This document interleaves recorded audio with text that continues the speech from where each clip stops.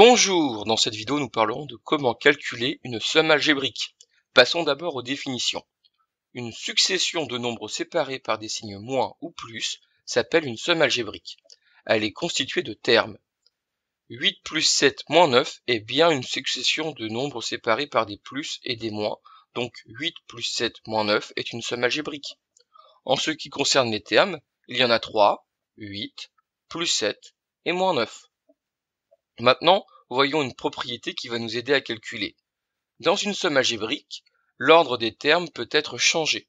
C'est-à-dire que moins 4 plus 17 vaut la même chose que 17 moins 4. On a changé la place des termes.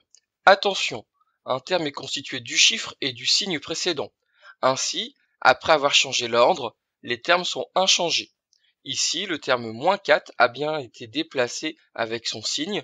On retrouve bien le terme moins 4 ici. Dans le second exemple, les termes sont 25 plus 3,6 et moins 49.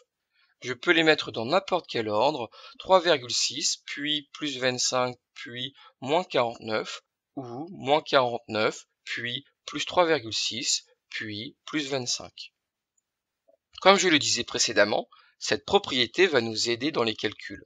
La règle de calcul indique que lorsqu'on a des sommes algébriques, on effectue séparément la somme des nombres positifs et celle des nombres négatifs. Prenons l'expression a égale 7 moins 5 plus 8 plus 3 moins 10 plus 8 moins 2.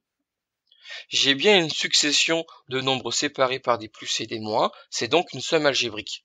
Je mets en évidence les termes positifs en rouge et les termes négatifs en bleu. Puis je change l'ordre des termes en mettant les nombres positifs d'abord, puis les nombres négatifs. Je commence à faire les calculs en additionnant les termes positifs, 7 plus 8 plus 3 plus 8, qui me donne 26, et je fais la même chose avec les termes négatifs, moins 10, moins 5, moins 2, qui me donne moins 17. Il ne reste plus qu'à calculer 26 moins 17, ce qui donne 9. Terminons par des cas particuliers. Que faire quand les termes d'une somme sont entre parenthèses? Rien de plus facile, on enlève les parenthèses avant de faire des regroupements. Par exemple, b égale 5 plus parenthèse, moins 8 parenthèse, moins parenthèse, moins 1 parenthèse. Il n'y a aucun calcul à l'intérieur des parenthèses. Elles sont simplement autour d'un nombre. Ici, elles sont autour de moins 8, ici, elles sont autour de moins 1. Alors comment faire? Premièrement, on réécrit toute l'expression, mais sans les parenthèses. 5 plus, moins 8, moins 1. On s'aperçoit qu'il y a des problèmes. Il y a deux signes consécutifs ici et là. En maths, c'est interdit. Alors je les souligne pour indiquer qu'on va mieux écrire l'expression. En dessous, j'écris b égale 5 moins 8, car plus moins, qui se suivent, donnent moins. Et ensuite plus 1, car moins qui se suivent donne plus. La règle des signes que l'on a vue ou revue pour certains dans l'activité de découverte doit être apprise. Vous la retrouverez aussi dans la prochaine leçon, la 6b. Maintenant, on retrouve la situation classique. On trie les nombres positifs ensemble, les nombres négatifs ensuite. Ça nous donne b égale 5 plus 1 moins 8. On ajoute les positifs, donc b égale 6 moins 8. On conclut que b égale moins 2. Un dernier exemple qui fonctionne exactement pareil.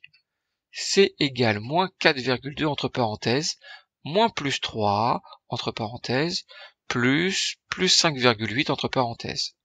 Premièrement, on enlève les parenthèses, moins 4,2, moins plus 3, plus 5,8. Deuxièmement, on applique la règle des signes, moins 4,2, moins 3, plus 5,8. Troisièmement, on regroupe les positifs et les négatifs. 5,8, moins 4,2, moins 3. Quatrièmement, on calcule les positifs et les négatifs séparément. 5,8 moins 7,2. Cinquièmement, on termine le calcul, moins 1,4. Voilà, c'est fini. Tu peux regarder une nouvelle fois cette vidéo si tu n'as pas tout compris. N'oublie pas de faire le QCM. On se retrouve en classe. Au revoir.